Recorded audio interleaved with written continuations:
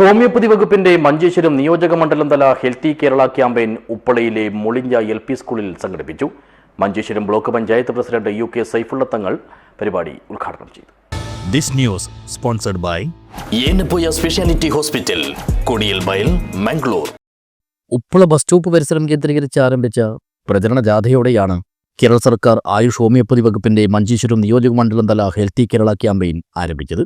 തുടർന്ന് മുളിഞ്ച LP സ്കൂളിൽ സംഘടിപ്പിച്ച ബോധവൽക്കരണ പരിപാടി Manjeshwaram block panchayat president UK Saifulla തങ്ങൾ ഉദ്ഘാടനം ചെയ്തു.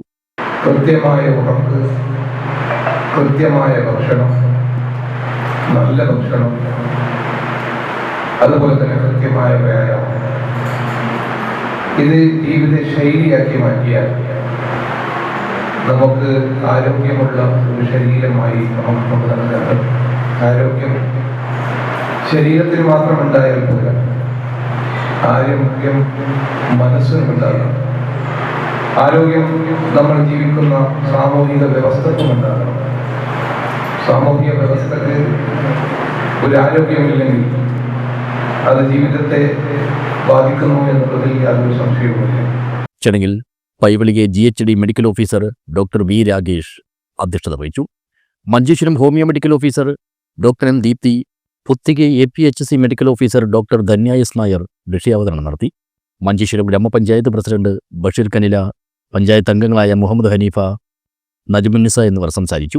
മഞ്ചേശ്വരം ബ്ലോക്ക് പഞ്ചായത്ത് ആരോഗ്യ വിദ്യാഭ്യാസ standing committee chairman Mohan Rai സ്വാഗതവും Mangalpady PHC medical officer doctor Rashmi നന്ദിയും പറഞ്ഞു.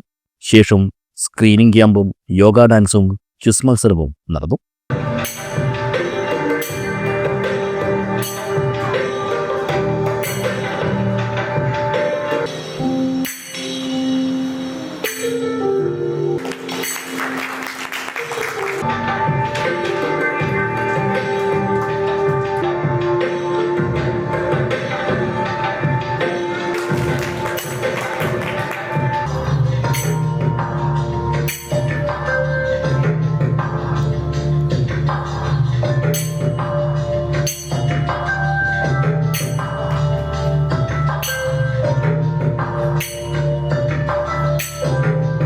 News bureau, Uppala.